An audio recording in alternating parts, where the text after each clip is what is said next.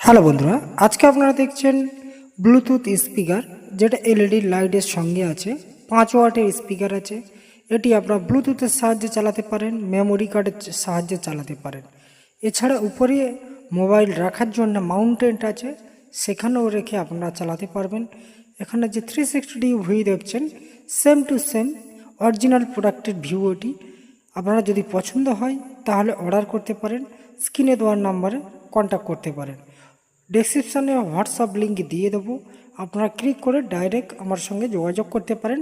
WhatsApp যে নাম্বারটি আছে বা কল করতে পারেন।